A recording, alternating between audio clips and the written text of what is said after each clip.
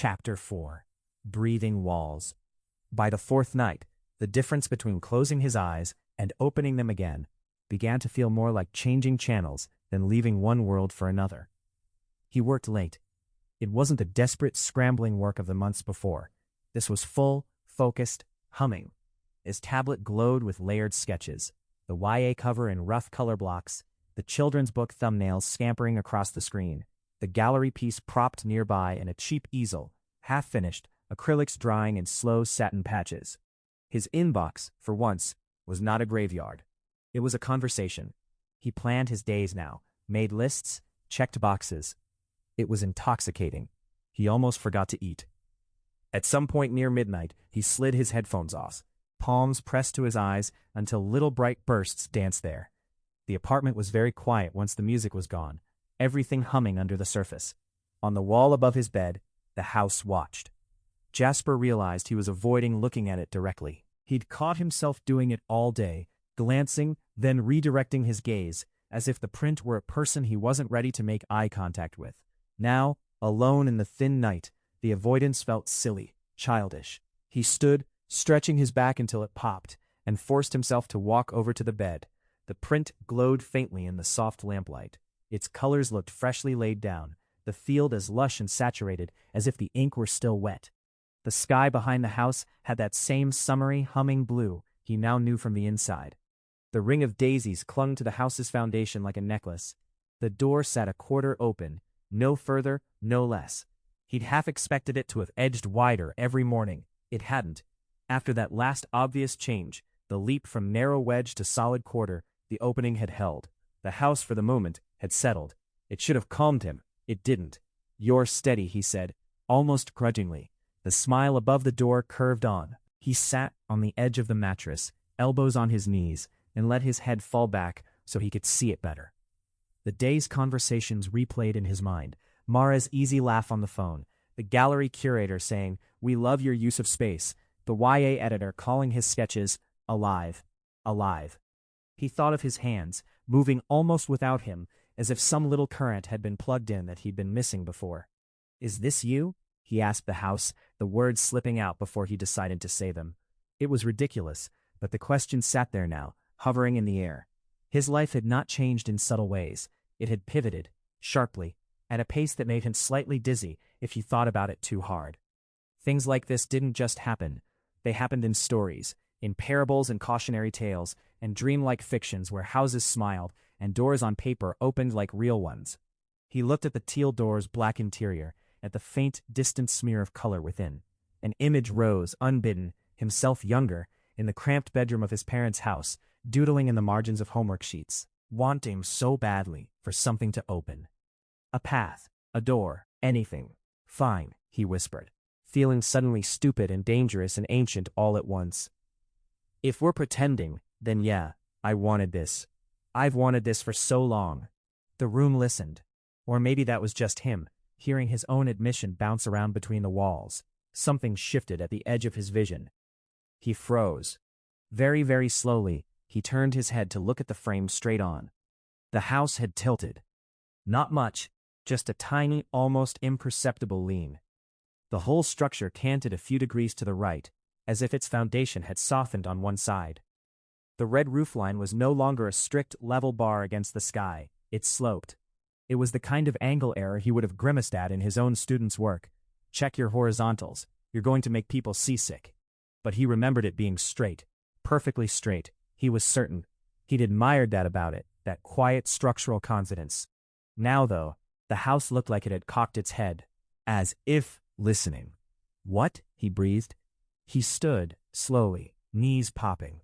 The mattress dipped, sending a faint wobble through the frame, but the tilt remained when the bed stilled. This was not a trick of his body's angle, not the frame hanging crooked. He checked.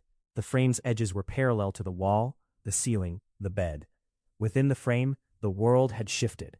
The flowers at the base leaned slightly more to one side to accommodate the tilt, a subtle mimicry of gravity's pull. The daisies were no longer a perfect level ring. They sloped, following the house's new posture, as if the whole scene had adjusted around the lean, like a body compensating when it bends its neck. Jasper's pulse thumped raggedly in his ears. His urge to deny what he saw wrestled with the part of him that had spent years training itself not to ignore visual inconsistencies. His brain scrambled for easy explanations. The picture isn't perfectly aligned in the frame. You must have bumped it.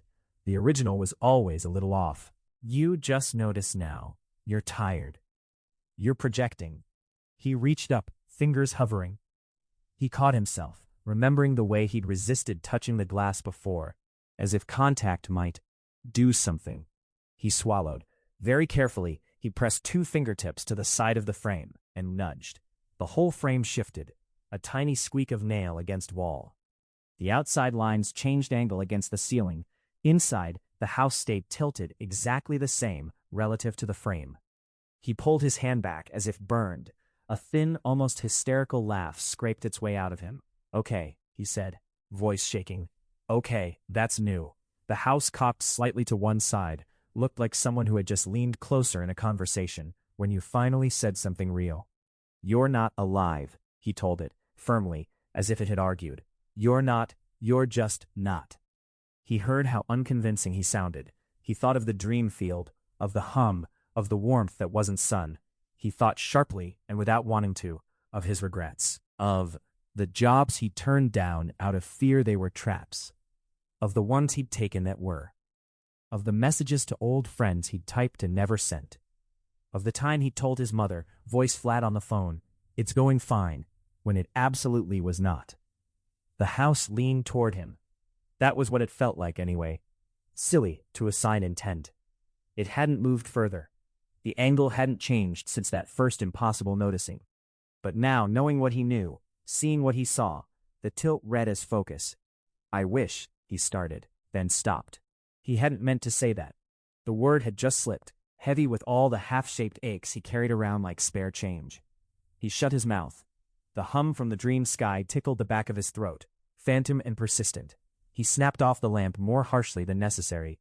Darkness rushed in, flattening the tilted house into a blocky silhouette again. The frame's edges became simple black lines. The hum of the fridge rose in the quiet. He crawled into bed, heart still thumping, and turned onto his side, facing away from the print. For the first time since hanging it, he didn't want to look at it anymore. He lay there, eyes open, staring at the half-lit closet door on the opposite wall. His mind raced, loops around itself. It's not real. It's not moving. You are tired. You are stressed. Everything good that's happened this week has an explanation. You've been working hard for years. Things like this line up sometimes. The human pattern machine inside you is in overdrive. That's all. That's all. Behind him, on the wall, the house tilted, listening to the rhythm of his thoughts. Sleep found him not with the soft slide of the previous nights, but with a strange, sudden drop, as if something had decided enough and pulled the plug. He fell through, between one anxious blink and the next, into color. The field was there. It snapped into place around him like a set dropped over an actor. Flowers brushed his knees. The earth received his bare feet. The sky hummed. He took one breath, 2, and felt his pulse slow. The panic he'd carried from the bed dissolved under the soft pressure of that familiar warmth. He turned. The house waited, closer than ever. It towered over him now, still small by real-world standards, but large in the context of the dream. Its red roof cut a clean, cheerful shape out of the blue. Its walls radiated heat that soaked into his skin like sunlight poured from a cup. And it was leaning. The tilt here was more pronounced, the whole structure bent just enough to loom. It peered down at him with its square windows, shutter edges angling slightly, like half-lidded eyes. The door was open to exactly the degree it had been in the print, a quarter, not quite half. Inside, the colors glowed faint and pulsing, orange, pink, green, blue, breathing slowly. He swallowed. "You're matching now," he said softly, to himself, to it. "That's cool." The word sounded wrong, thin, completely inadequate to the feeling in his chest, because standing here, under that humming sky, the house's attention felt real. It wasn't just that he saw it tilted, he felt the tilt, like a weight shift in the air. As if the house had muscles and bones behind its cardboard smile. He thought, unbidden. It heard me. He had spoken his wish out loud, half-formed, aborted, and the house had leaned in, as if eager to catch the rest. "What do you want?" he asked, surprising himself. The humming sky wove his words through its vibration and returned them wordless. The house said nothing, but the warmth it put out grew. It wrapped around his shoulders, his chest, like a shawl. His regrets bubbled up under that heat, unasked. He thought of every time he had given up on a piece too early, of the job he'd taken at the print shop and how he'd told himself it was temporary, of the days he'd scrolled past exhibitions and calls for art, convinced he wasn't good enough. Not yet, not quite. His cheeks burned. He had the distinct sensation of being seen. He lifted his chin, defiant, and took a step toward the door. "I stepped in, didn't I?" he said, though he knew he hadn't. Not really. Waking had yanked him back both times, just at the threshold. The house's painted smile curved, unchanged and yet somehow more full. The hum deepened. This time, when he placed his foot on the line where daisies met darker soil, nothing pulled him back. His toes crossed the threshold. Warmth licked at his skin like a tongue. He brought his other foot forward, heart hammering. The interior swallowed the shift in gravity like it had been waiting. There was no sense of crossing from solid to solid, no physical jolt. One step, he was outside, in the field. The next, he was inside. The world stretched. The first impression was of color. It rolled over him in a wave, reds melting into oranges, oranges into warm yellows, yellows into greens that pulsed with a breath-like rhythm. The walls, were they walls, rose high above him, not in straight lines, but in gentle, organic curves. They rippled, softly, in and out, like lungs. He stood in what might have been a hallway, if hallways were painted by a child who understood perspective only as a rumor. The floor under his bare feet had the texture of polished wood, but the color of sunlit watercolor paper. Faint grain lines visible in place of brushstrokes. He turned in a slow circle. Behind him, where he expected open air and flowers, the space had folded. The doorway was still there, teal framing a slice of the field, but the outside world now looked far away, like an image at the end of a long tunnel. The field's colors were smaller, dimmer, the sky's hum was a distant memory. He took a breath. The air in here was thicker. It tasted like crayons and dust and something slightly metallic, the way old paint did when you opened a can that had been sitting too long. He placed his palm on the nearest wall. It was warm. Not like an appliance or sun-baked brick. Warm like skin. It yielded under his hand, just a fraction, then pushed back, as if exhaling. Jasper flinched. He snatched his hand away. The wall pulsed once, a lazy contraction, then stilled. Its colors flowed in bands. Soft peach near the floor, melting into coral, then rose, then into a rich, strange purple near the ceiling. Shapes drifted through those hues. Half-formed triangles, loops, circles, blobs that looked almost like faces before rearranging. He blinked hard. "Too vivid," he muttered. "Too much cheese before bed." He took a cautious step forward. The hallway unrolled in front of him like a tongue. It seemed to lengthen as he looked, stretching away into a vanishing point that never quite arrived. Doors appeared along the sides. They were not like the teal front door. Each was different. One was painted a deep navy, matte and quiet. Another was glossy yellow, almost sticky-looking. A third was a patchwork of colors, slapped together like mismatched tiles. Shapes and patterns crawled faintly across their surfaces. In some, he thought he saw pencil strokes. In others, thumbprints. He had the impression, unsettling and yet not entirely unwelcome, that these doors were his, or had something to do with him. He approached the nearest one, the matte navy. Its surface breathed a slow, deep in and out, almost too subtle to catch. When he reached out, the air just before his fingertips vibrated. He pulled his hand back, heart thudding. As he turned, movement flickered at the edge of his vision. He spun, pulse spiking. Nothing. Just the hallway, the pulsing walls, the doors. But he felt it, the sense of being observed. Not from one specific spot, but from multiple angles.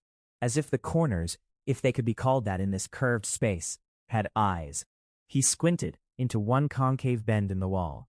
The colors there darkened momentarily, coalescing into a suggestion of a figure. A simple oval head, shoulders, the curve of an arm. The kind of faceless mannequin he used sometimes as a pose reference. Then it smeared, dissolving back into swirling color. His mouth went dry. "Okay," he whispered. "Okay, that's enough." The floor dipped under his feet, a gentle slope that hadn't been there before. He stumbled forward. The hallway ahead yawned, lengthening, sucking him deeper with every reluctant step. A soft, contented creak echoed somewhere above him. The sound a house might make when beams settle. It reverberated here like a satisfied sigh. He realized suddenly, with horrible clarity, that he did not know how to wake up. The past nights, his alarm or his own fear had yanked him out. Now, awareness solid and sharp inside this impossible corridor, he felt no tether to the bed, no weight of blanket, no hint of his own body elsewhere. Panic licked the back of his tongue. "I want to wake up," he said. "Now." The walls brightened slightly, as if amused. A door to his left, one he was sure had not been there a moment before, shimmered into focus. It was teal, rounded at the top, familiar in a way that made his stomach flip. The front door, repeated, copied, but this one had no black interior gap. It was shut tight, ink lines thick and sure. He lunged for it, hand closing around the knob. It was warm. It pulsed once under his grip, like a heartbeat. He twisted. The door swung open with a shudder that he felt through his entire arm. Light slammed into him. Not the soft, humming light of the flower field. Harsh, flat white light, edged with the yellow of his bedside lamp. He blinked against it. His eyes stung. He was in bed. On top of the covers, one arm flung out toward the wall, fingers clenched around empty air. His heart hammered so hard it made his chest ache. His throat was dry. He gulped down air that tasted like his apartment. Dust, stale coffee, that faint floral note that might have been someone else's detergent, creeping through the vents. "Jesus," he croaked. The clock on the wall insisted it was only 3 a.m. The lamp beside his bed was on. He was sure he'd turned it off. He pushed himself upright, legs trembling. The print stared back at him from the wall. The field, the sky, the daisies, the house. Tilted, more than before. The lean was unmistakable now, like a mother duck bending down to look at a child. The teal door in the print remained a quarter open. Its gap had not widened, but the black interior seemed deeper, the faint flickers of color within more vivid, like something had moved closer to the threshold. "Did I?" he whispered. He remembered the hallway, the breathing walls, the doors, the teal copy he'd opened, the hard jerk into wakefulness. He looked at his right hand. His fingers ached, muscles tensed, as if they'd been gripping something. His knuckles were pale. He opened and closed his fist slowly. Glancing back at the lamp, he frowned. He never left it on. The bill was too high as it was. He had a ritual. Lights off. Last check of the lock. Into bed. He could not remember turning it on and sleep. Dizziness swept through him. He stood too fast and had to catch himself on the bed frame. His body felt wrong. Too heavy in some places, too light in others. Like he hadn't lain still at all, but walked for hours. He half stumbled to the bathroom and splashed his face with cold water until his skin burned. He forced himself to look in the mirror. He looked tired, but the dark circles under his eyes had a different quality. Less gray, more bruised color, like someone had painted shadows there, experimenting with cooler tones. He barked out a laugh that turned into something almost like a sob.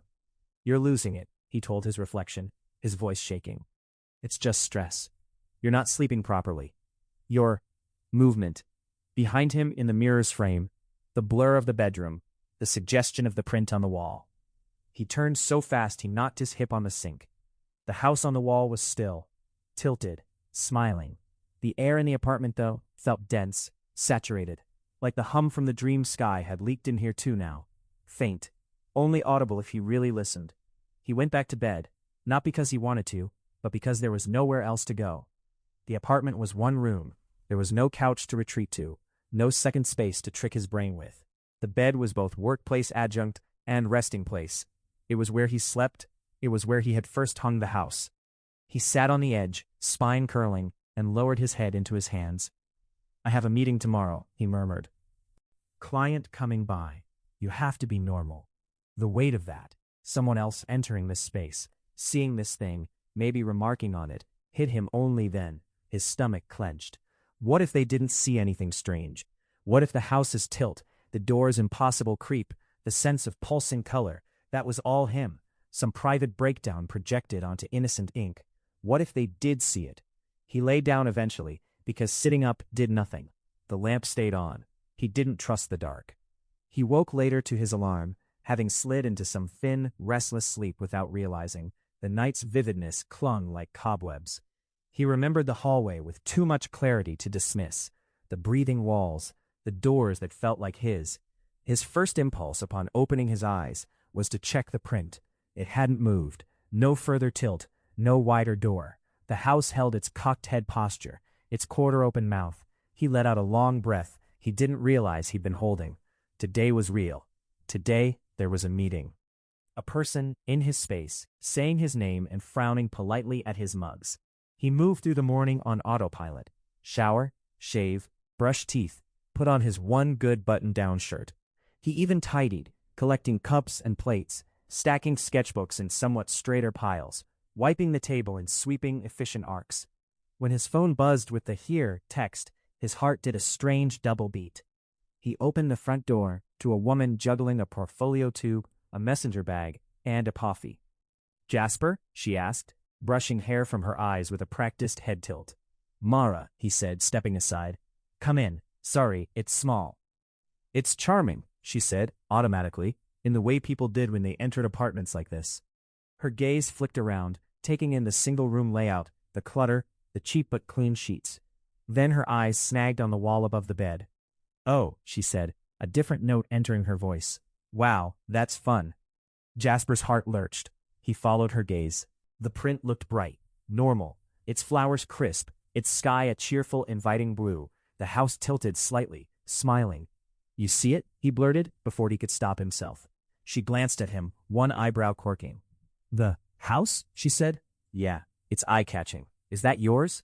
"No," he said too quickly. "No, someone sent it to me." "Lucky you," she murmured, stepping a little closer to study it. "The palette is great, very commercially friendly, but with a weird edge." She sounded impressed. He couldn't tell if that made him relieved or defensive. "Yeah," he said, feeling oddly protective. "It's a VIP edition." Mara leaned in, peering. "Who's VIP? I don't see a signature." "There isn't one," he said. "You sure it's not like a test print for something? A promotional piece?" She glanced back at him. "I'm in love with that field. And is that a little smile on the house?" "Yeah," he said. His own mouth flattened. "That's the part I liked. The goofy little smile." "A house that wears a smile," she said absently. "There's a title for something." She used words like narrative flow and emotional beats, and each time she did, something in him tightened and then relaxed. It was going well, really well. Every so often, as she talked, her gaze flicked upward, back to the print, like a magnet tugging lightly at her attention. "That house," she said, in a lull between thumbnails. "It's really something. Is it part of a series?" "I don't know," he admitted. "It just arrived." "No sender? No note?" She looked delighted by the weirdness. "Maybe it's secretly super valuable." She smirked. "You might be sitting on a mystery limited edition right there." He swallowed. "Yeah," he said. "Maybe. If you ever want to sell it," she went on casually, "give me first dibs, okay? I know a couple of collectors who'd be all over that. Or I'd take it, honestly. I'm not above stealing from clients' walls when they're not looking." She grinned to show she was joking. His reaction was immediate and almost visceral. "No," he said, sharper than intended. She blinked, surprised. He tried to soften it. "Sorry, it's a VIP edition." "That's not a real reason," she said, amused. "It is to me," he said. The words came out too fast, too earnest. He heard the edge in his voice and winced internally. Mara held up a hand, laughing. "Hey, no pressure. I get it. I've got one weird print I'd never let go of either. College nostalgia, kryptonite. It's sacred territory." He let out a breath he hadn't realized he was holding. "Thanks," he said. "Sorry. I like having it there." "I can see why," she said. "Feels like it's listening." He stared at her. She didn't seem to realize what she'd said. Her attention was back on his sketches already, finger-tapping a character's expression. "You nailed this kid's mood," she said. "Like he's excited and also a little scared. That's not easy." He nodded mutely, brain stuck on one of her throwaway syllables. Listening. Later, after she'd left with a promise to send over contracts, by end of day, pinky swear. Jasper stood alone in the middle of his apartment and replayed the visit in his mind. The way her eyes had kept drifting up, the way she'd described the print, like it was about to move, like it was listening. He turned slowly to face the wall.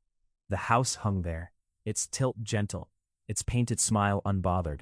The door remained exactly, stubbornly, a quarter open. He took a step closer. In the quiet post-visit afternoon, the apartment felt too full of echoes. Mara's laugh clung to the corners. The faint citrus of her perfume lingered near the door. The clock ticked loudly, as if trying to argue with the hum he almost heard beneath it. "I'm not selling you," he told the house. He hadn't truly considered it until she'd suggested it. But the no that had burst out of him hadn't felt like a choice. It had felt like a reflex, like someone threatening to take his pillow, or his sketchbook, or the memory of something important. The house tilted, listened. He thought of what he'd almost confessed last night. "I wish." The wish curled now inside him, half-finished, embarrassed. He wanted so many things. More work, yes, but also less fear, less second-guessing. Maybe even someone to share this absurd, impossible story with. He pressed his lips together. "You don't get to know all of it," he told the prince softly. "You don't get to have everything." As soon as he said it, he realized how strange that sounded, as if the house were a person with appetites, as if it had been collecting his secrets each night like pressed flowers. His skin crawled. He backed away, slowly, until his calves met the edge of the bed, and he had to sit. The rest of the day, he buried himself in work, chasing panels and compositions, trying not to think about breathing walls or tilting houses or that sensation, in the dream, of being watched from every corner. But the hum, faint, barely there, threaded through everything. When night fell, slipping in quietly while he worked, he didn't notice until he realized he was squinting at his tablet. He turned the lamp on, without turning the overhead light off first, bathing the room in a double glow that made the shadows strange. He looked at the clock. Too late. Sleep, he told himself, or you're going to mess up all these good things. He went through the motions. Brushed teeth, face, light off, lamp on. He didn't even consider turning the lamp off this time. He lay down, stiff, trying to relax his jaw. His eyes traced the cracks in the ceiling. He did not look at the print. He closed his eyes. The humming started almost immediately. He didn't know if it was memory or invitation. His body responded like a dog to a whistle, the tension in his muscles loosening, the weight of his limbs shifting. His breathing fell into the rhythm of the hum without his consent. He opened his eyes, not to the apartment, to color. He stood in the field again. This time, he noticed details he missed before.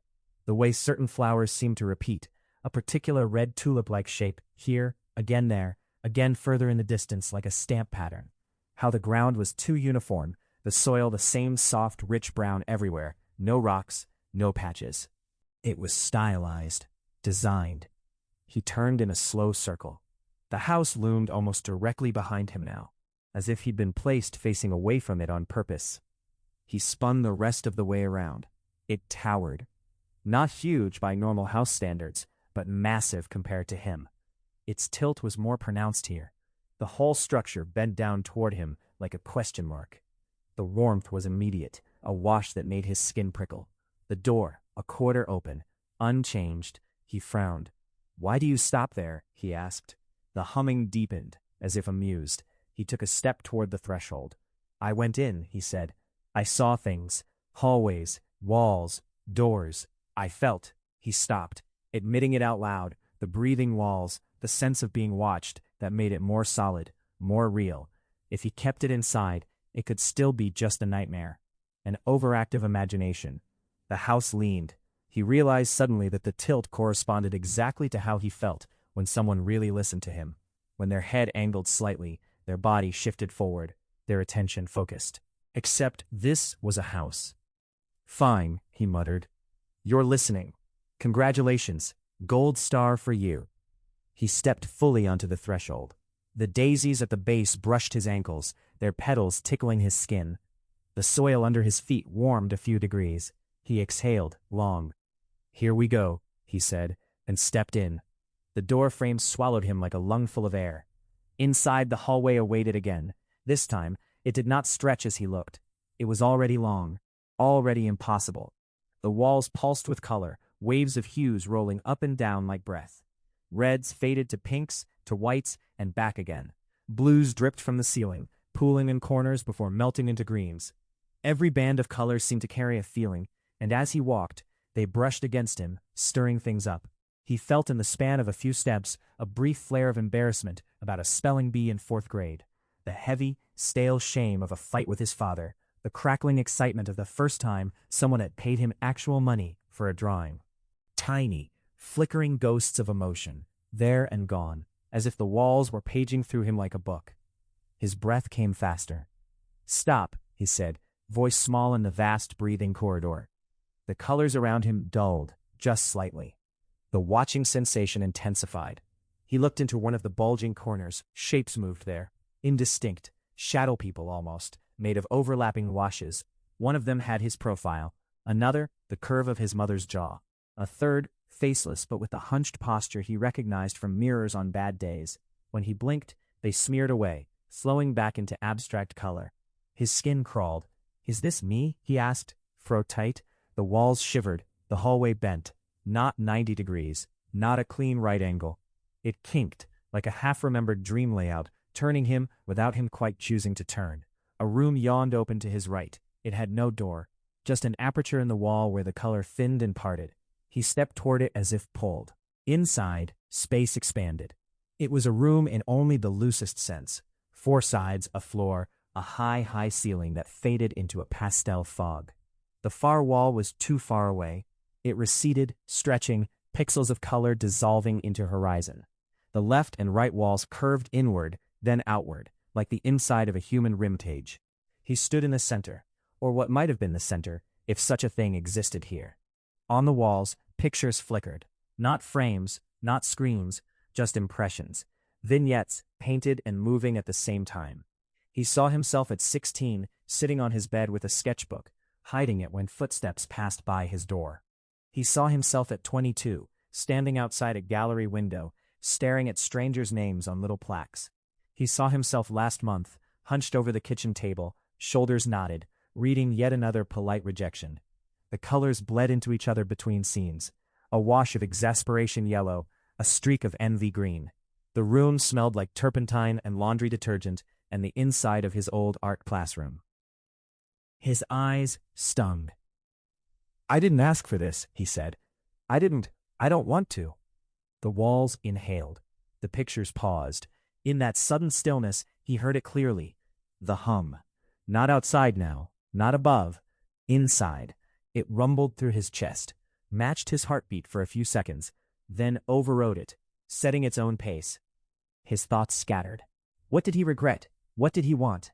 The questions rose unbidden, like bubbles in a shaken bottle. I regret not applying to that residency. I regret answering that email with no worries when it absolutely was. I want more time, more space, less fear. The house listened. He could feel it, palpably. The attention, not just at him, but into him, as if it were dipping cupped hands into his chest, scooping and examining. His knees wobbled. I want to wake up now, he said, voice small.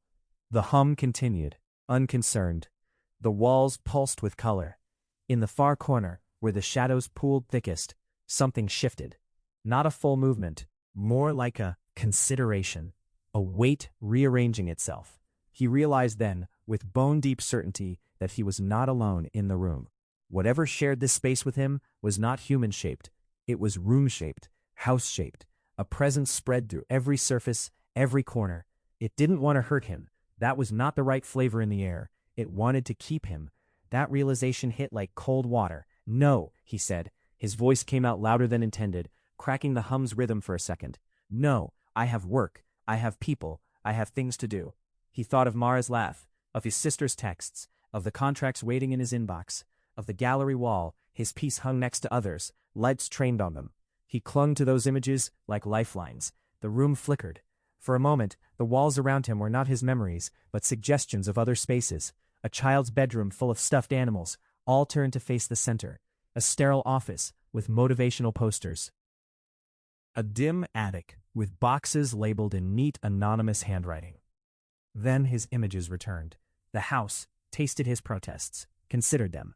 The hum slid lower, vibrating in his gut. He dropped to his knees. His palms slapped the not-quite wood floor. It pulsed once under his hands, like a cat arching into a touch. Warmth soaked up through his skin. I want to go back, he whispered. tears he hadn't authorized, sliding hot over his cheeks. Please. The please surprised him. He hadn't meant to beg. For a moment everything stilled. The walls ceased their breathing ripple. The hum cut out, leaving a vacuum that made his ears ring. Then a door appeared, not in front of him, under him. The floor softened, gave way like wet paper, and he plunged. He gasped, choking on light and color, tumbling through reds and yellows and the smell of old crayons. He landed hard on his back. The cheap mattress under him complained. His bedroom ceiling stared down, cracked in its familiar river maps. The lamp still burned on the nightstand. His chest heaved. He rolled onto his side, clutching at the sheets, half expecting them to pulse. They didn't. The room was still. The fridge hummed. The clock ticked. A car drove by, its headlights sliding through the thin gap in the curtains. He forced himself to sit up, muscles trembling like he'd run a marathon. The print hung on the wall. The house was still tilted, that same curious bend. The door, a quarter open, the black interior no deeper than before. The daisies at the base were unchanged, but the colors on the house's walls, had they always been that vibrant? The cream seemed warmer, the red roof richer. The windows glinted faintly, even in the lamplight, as if they retained some memory of the dream's glow. He stared for a long time. His breath gradually slowed.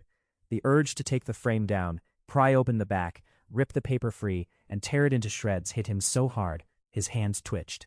He pictured it, the ripping sound, the satisfaction, the white underside of the paper exposed, the field's colors torn. He imagined balling it up, dropping it in the trash, taking the trash all the way down to the building's bins, pushing it deep under other bags. The thought made his chest hurt. Not in the anticipatory guilt kind of way, in an almost physical, electric way, like the phantom feeling of pulling a plug on something he was, against his better judgment, already bound to. No, he whispered. He couldn't tell if he was answering the urge or the house. He stayed sitting on the edge of the bed until dawn light began to seep through the curtains, bleaching the lamplight into irrelevance. He turned the lamp off with a shaky hand. He did not sleep again. The next day, his work had a new edge to it. Lines came quickly, but his hands shook sometimes. He drew characters with eyes too wide, fixed smiles. He caught himself adding tiny, tilting houses in the backgrounds of sketches where they didn't belong. He deleted them, redrew. When he stepped away from the tablet to refill his coffee, he realized his apartment felt different. Not physically. Everything was where it had been. The same chipped mug, the same thrift store bookshelf, the same small plant on the windowsill, leaves drooping slightly. But the walls seemed closer. Their off-white expanse held onto shadows a little more stubbornly. The corners felt dense, like something had been packed into them. The faint floral smell from the building's vents was stronger today. He sniffed, frowning. It smelled like the field, like crushed petals and warm paper. He turned slowly in place. The wall opposite the print, the one behind his table, seemed to ripple, just for a second. A wave of shadow and light, like breath under plaster. He blinked hard. It was solid again. His heart pounded. "Okay," he said, trying to laugh. It came out thin. "Okay, that's enough." But there was no one to hear his limit. Only the house, tilted on the wall, smiling, listening. And somewhere, in halls he could now recall with unreal clarity, in rooms that smelled like his fears and his small triumphs. It had his shape. It had his colors. And with each wish, each regret, each late-night confession whispered to an empty room, its walls pulsed, stretching a little farther, making room.